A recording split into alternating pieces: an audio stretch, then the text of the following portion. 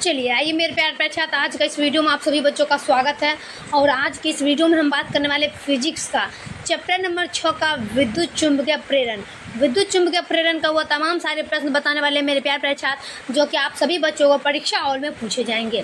तो सभी छात्र से हाथ जोड़ करना अपना निवेदन है कि मेरे प्यारे छात्र, जो भी छात्र अभी तक नहीं जुड़े मेरे चैनल पर जरूर जुड़ जाइए, क्योंकि आप लोग का एग्जाम का मात्र से मात्र 5 मंथ बचा है, जो कि 5 मंथ में हम आप लोग को वो सारे तमाम प्रश्न जो है ना हम आप लोग को बता देंगे, जो कि आप लोग को एग्जाम में पूछे जाएंगे। फिजिक्स का, केमिस्ट्री, बायोलॉजी, हिंदी, और उसमें भी हम बताएंगे आप लोग को क्वेश्चन बैंक, मॉडल सेट और मॉडल पेपर और बुक का तमाम सारे प्रश्न हम बताएंगे। तो जो भी छात्र अभी तक नहीं आए हैं मेरे चैनल पर, वो जल्दी से जल्दी आकर के चैनल को लाइक और सब्सक्राइब करके बेल आइकन जरूर दबा दीजिएगा, और जितना हो सके उतना शेयर करिए यार दोस्तों, रिश्तेदारों में, ताकि ये प्रश्न, ये वीडियो उन सभी विद्यार्थियों के पास पहुँच जाए। तो चलिए मेरे प्यार से इस वीडियो को हम स्टार्ट करते हैं। प्रश्न नंबर 1 में क्या कहता है कि जब कुंडली के निकट किसी चुंबक का दक्षिणी ध्रुव दूर ले जाता है, तब उसमें उत्पन्न प्रेरित विद्युत धारा की दिशा हो जाती है। क्या कह रहा है कि जब किसी कुंडली के निकट किसी चुंबक का दक्षिणी ध्रुव दूर ले जाता है, तब उसमें उत्पन्न प्रेरित विद्युत धारा की दिशा होती है। एक का सभी छात्र देखिएगा वामार्थ। क्या का वामार्थ? प्रश्न क्या कहता है कि जब किसी कुंडली के निकट किसी चुंबक का दक्षिणी ध्रुव दूर ले जाता है, तब उसमें उत्पन्न प्रेरित विद्युत धारा की दिशा होती है वामार्थ। ऑप्शन नंबर ए देख लेंगे, ऑप्शन नंबर ए। अगला प्रश्न देख लेते हैं हम दूसरा नंबर का कि एक चुंबक एक बंद चालक के निकट स्थित है। चालक में धारा उत्पन्न की जा सकती है यदि डैश होने के लिए। क्या कह रहा है कि एक चुंबक एक बंद चालक के निकट स्थित है, चालक में धारा उत्पन्न की जा सकती है यदि डैश होता है। 2 का सभी मेरे प्यार साथ देख लीजिएगा। और 2 का प्रश्न क्या कहता है कि चालक और चुंबक के बीच अपेक्षित गति हो। चालक और चुंबक के बीच अपेक्षित गति हो। सभी मेरे प्यार साथ देखिएगा कि चालक और चुंबक के बीच अपेक्षित गति हो। ऑप्शन नंबर डी लगाएंगे। क्या करना है? 2 का ऑप्शन नंबर डी। चलिए अगला का बात कर लेते हैं हम तीसरा का कि प्रेरण कुंडली से प्राप्त होता है। प्रेरण कुंडली से प्राप्त होता है। सभी मेरे प्यार साथ देखिएगा कि प्रेरण कुंडली से प्राप्त होता है निम्न धारा, प्रबल धारा, वाहक बल। क्या होगा? निम्न धारा, प्रबल धारा, वाहक बल। प्रश्न क्या कहता है कि प्रेरण कुंडली से प्राप्त होता है निम्न धारा, प्रबल विद्युत वाहक बल। Option number B. 4 का देख लेते हैं हम। 4 में क्या कह रहा है कि क्षण में प्रेरित विद्युत वाहक बल का मान क्या होता है। क्षण में प्रेरित विद्युत वाहक बल का मान क्या होता है? 4 का सभी छात्र देखिएगा। 4 में क्या कह रहा है कि क्षण में प्रेरित विद्युत वाहक बल का मान क्या होता है? 4 का आंसर हो जाएगा BLV। क्या होगा? BLV। ऑप्शन नंबर ए लगाएंगे, BLV। चलिए अगला का बात करते हैं हम 5 का कि चौक कुंडली प्रेरकत्व 5H है। इनमें बहती धारा 2A/-1 की दर से बढ़ रही है। प्रेरित विद्युत वाहक बल रस होगा। क्या कह रहा है कि चौक कुंडली प्रेरकत्व 5H है, इसमें बहती धारा 2A/-1 की दर से बढ़ रही है। प्रेरित विद्युत वाहक बल क्या होगा? 5 का सभी छात्र देखिएगा, और 5 का आंसर होगा -10B। क्या होगा? -10B। ऑप्शन नंबर बी लगाएंगे, -10B। चलिए अगला का बात करते हैं हम 6 का। अन्योन प्रेरण म्यूटल इंड्यूस्टेशन का ऐसा ही मात्रक क्या होता है? अन्योन प्रेरण म्यूटल अंडरस्टैंड का ऐसा ही मात्रक क्या होता है? 6 का देख लेंगे, और 6 का आंसर होगा हेनरी। क्या हो जाएगा? हेनरी। इसका भी मात्रक हेनरी होता है। ऑप्शन नंबर ए लगाएंगे, हेनरी। चलिए अगला देख लेते हैं हम 7 का कि निम्न में से कौन सा नियम ऊर्जा संरक्षण के नियम पर आधारित है। कि निम्न में से कौन सा नियम ऊर्जा संरक्षण के नियम पर आधारित है? 7 का सभी छात्र देखिएगा। और 7 में प्रश्न क्या कहता है कि निम्न में से कौन सा नियम संरक्षण के नियम पर आधारित है? 7 का हो जाएगा लेज नियम। क्या होगा? लेज नियम। ऑप्शन नंबर ए लगाएंगे, लेज नियम।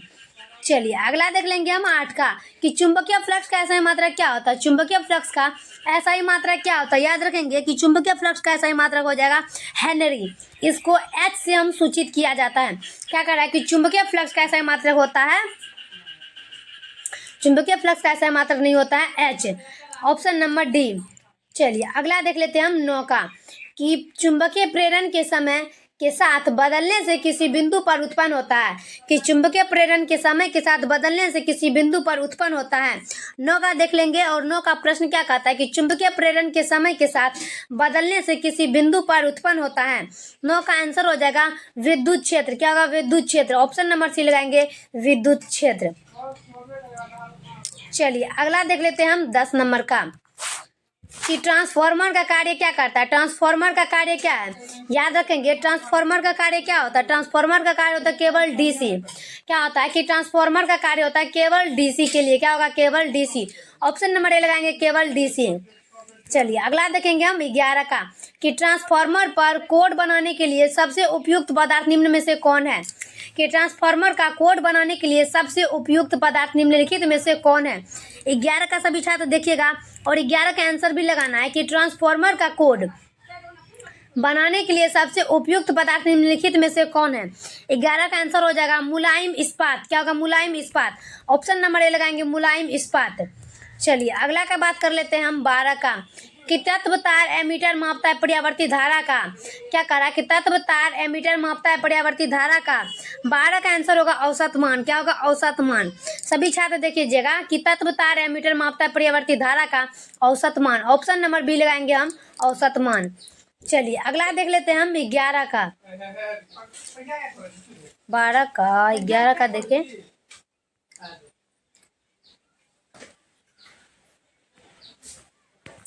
औसत मान 12 का।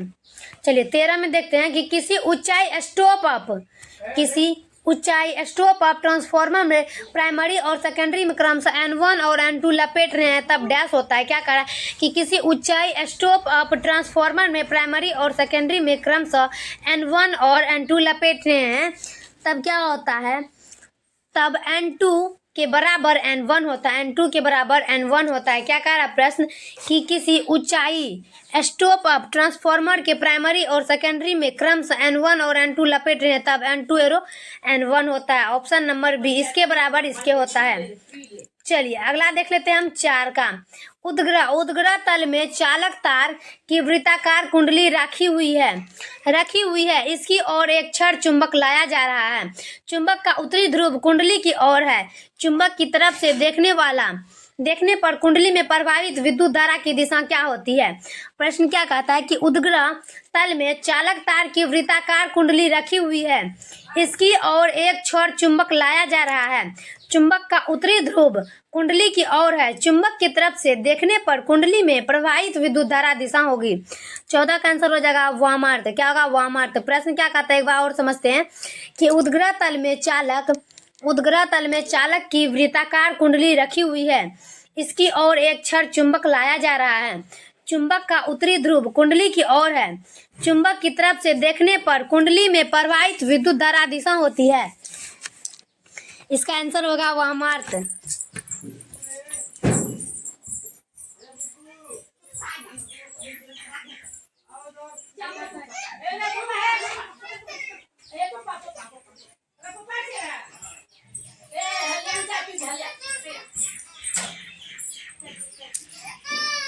चलिए इसका आंसर लगाते हैं हम ऑप्शन नंबर ए में, वामार्थ। क्या होगा, वामार्थ। ऑप्शन नंबर ए लगाएंगे, वामार्थ।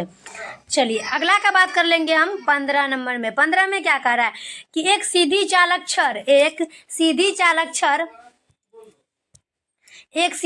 छड़ पूर्व पश्चिम की ओर क्षैतिज स्थिर रखा गया है। इसे गिरने के लिए छोड़ दिया जाता है। इसके सिरों के बीच विभवांतर क्या होता है, मतलब इसके सिरों के बीच की विभवांतर बता रहा है कि एक सीधा चालक छड़ पूर्व पश्चिम की ओर क्षैतिज स्थित रखा गया है। इसे गिरने के लिए छोड़ दिया जाता है। इसके सिरों के बीच विभवांतर क्या होता है। 15 का देख लेंगे और 15 का आंसर हो जाएगा बढ़ता जाएगा। क्या होगा, बढ़ता जाएगा। एक बार और प्रश्न देख लेते हैं हम कि एक सीधा चालक छड़ पूर्व पश्चिम की ओर क्षैतिज स्थिर पर रखा गया है। इसे गिरने के लिए छोड़ दिया जाता है।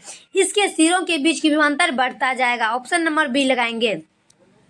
चलिए अगला देखते हैं हम 16 का, यदि डेनियल सेल को प्राथमिक कुंडली के सिरों के बीच जोड़ दे तो फ्लक्स में परिवर्तन होता है। क्या करा कि यदि डेनियल सेल को प्राथमिक कुंडली के सिरों के बीच जोड़ दें तो फ्लक्स में परिवर्तन क्या होता है। 16 का हो जाएगा 0। क्या हो जाएगा, 0। ऑप्शन नंबर सी देख लेंगे हम, 16 का 0। नेक्स्ट प्रश्न की बात करेंगे हम 17 नंबर में कि किसी परिपथ में 0.1 s में धारा 0.5.0 a से 0 तक गिरती है। यदि औसत विद्युत वाहक बल 200 भी प्रेरित हो तो परिपथ का स्वप्रेरकत्व क्या होगा। क्या कह रहा है कि किसी परिपथ में 0.1 s में धारा 5.0 a से 0 तक तक गिरती है। यदि औसत विद्युत वाहक बल 200 भी प्रेरित हो तो परिपथ का स्वप्रेरकत्व क्या होता है। 17 का हो जाएगा 4H। क्या होगा 4H। प्रश्न को समझकर ही टिक लगाएं कि किसी परिपथ में 0.1 S में धारा 5.0 A से शून्य तक गिरती है। यदि औसत विद्युत वाहक बल 200 भी प्रेरित हो तो परिपथ का स्वप्रेरकत्व क्या होगा 4H। क्या होगा 4H। ऑप्शन नंबर ए लगाएंगे 4H। चलिए अगला का बात करते हैं हम 18 का कि पास पास रखी कुंडलियों के एक युग्म का अन्योन प्रेरकत्व 1.5 H है।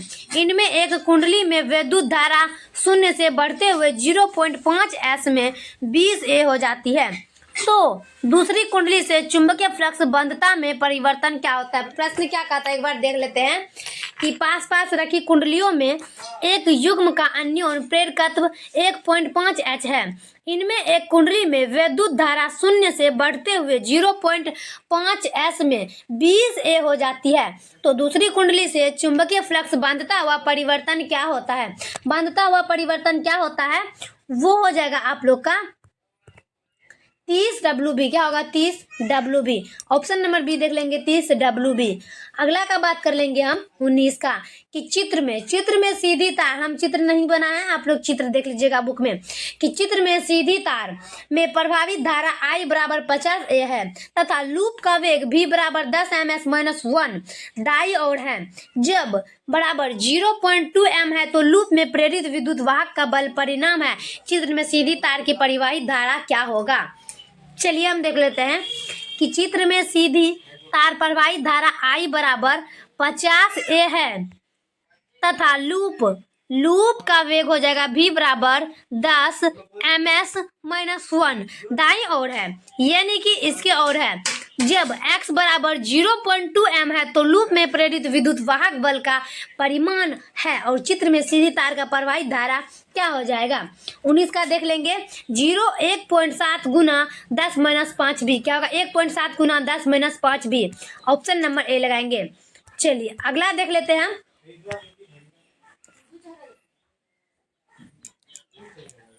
20 का कि जब एक चुंबकीय क्षेत्र में धातु का गोला गतिमान कराया जाता है तब यह गर्म हो जाता है क्योंकि डैश के कारण।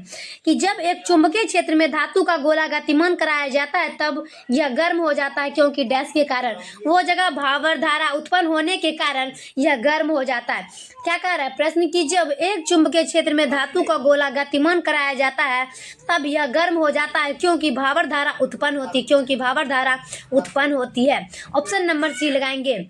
चलिए 21 के देख लेते हैं कि क्या प्रेरित धारा और प्रेरित आवेश कुंडली के प्रतिरोध पर निर्भर करते हैं।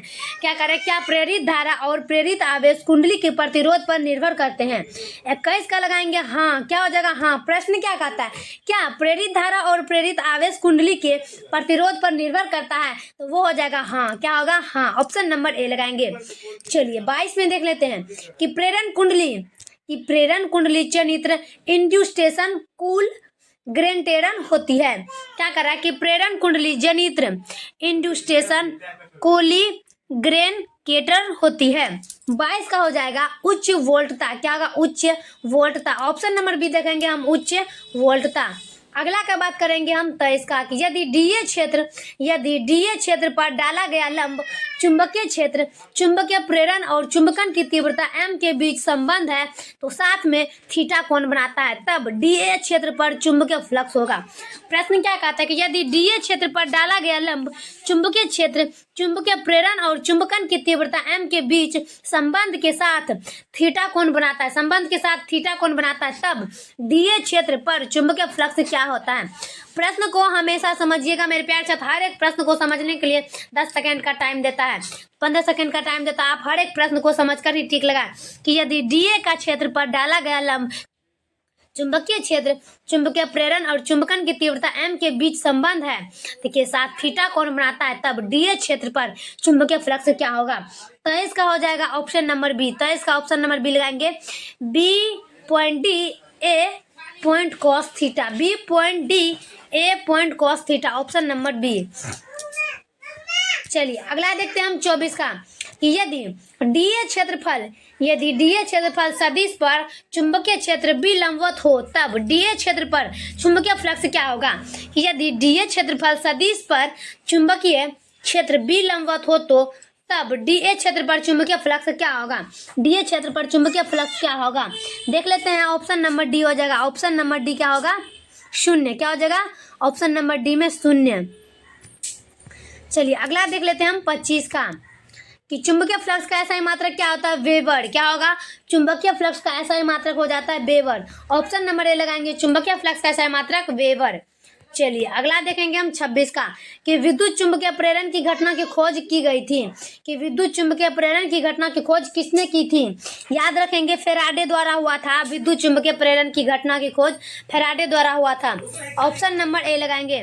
चलिए अगला देख लेते हैं हम 27 का, कि एक चुंबक एक बंद चालक के निकट स्थित है, चालक में धारा उत्पन्न की जा सकती है। कि एक चुंबक एक बंद चालक के निकट स्थित है, चालक में धारा उत्पन्न की जा सकती है। तो इसका आंसर हो जाएगा कि चालक और चुंबक के बीच आपेक्षित गति हो। चालक और चुंबक के बीच आपेक्षित गति हो, चालक में धारा उत्पन्न की जा सकती है। तो चालक और चुंबक के बीच आपेक्षित गति हो तभी उत्पन्न की जा सकती है। चलिए अगला देखते हैं हम 28 में, कि किसी बंद परिपथ का प्रतिरोध 10 ओम है। इस परिपथ में t समय सेकेंड में चुंबकीय फ्लक्स वेबर में थीटा छोटी 2 माइनस 5t प्लस 1 से प्रवाहित होता है। t बराबर 0.25 सेकेंड पर परिपथ में प्रवाहित धारा एम्पियर होगा। क्या कह रहा है, कि किसी बंद परिपथ का प्रतिरोध 10 ओम है। इस परिपथ से t समय सेकेंड में चुंबकीय फ्लक्स वेबर में थीटा छोटी 2 माइनस 5t प्लस 1 से परिवर्तित होता है और t बराबर 25 सेकेंड पर परिपथ में परिवाहित धारा एम्पियर में होता है। 28 का आंसर हो जाएगा option number B. Option number B में है 0.2। ऑप्शन नंबर बी देखेंगे 0.2। चलिए अगला का बात करेंगे हम 29 का, कि लेज का नियम संबंध होता है। लेज का नियम संबंध होता है। 29 का देख लेंगे, ऑप्शन नंबर सी लगाएंगे, लेकिन इसमें तो ऑप्शन नंबर सी दिया ही नहीं है। कि लेज का नियम संबंध होता है आवेश से द्रव्यमान से। ऑप्शन नंबर सी नहीं दिया हुआ है, आप लोग अपना बुक में ऑप्शन नंबर सी देख करके टिक लगा लें। चलिए लास्ट देखते हैं हम 30 का, कि स्वर प्रेरकत्व का ऐसा मात्रक क्या होता है। स्व प्रेरकत्व का ऐसा मात्रक क्या होता है, हेनरी। इसे हम एच से सूचित करते हैं। कि स्व प्रेरकत्व का ऐसा मात्रक क्या होता है, वहां पर पीछे में बताए थे और यहाँ पर बता रहे हैं कि स्व प्रेरकत्व का ऐसा मात्रक होता है हेनरी। इसे हम एच से सूचित करते हैं। Option number D. तो चलिए मेरे प्यार से अपना वीडियो कैसा लगेगा कमेंट में जरूर बताइएगा और इस वीडियो को जितना हो सके उतना शेयर करिएगा। तब तक के लिए नेक्स्ट वीडियो में मिलते हैं। जय हिंद, जय भारत।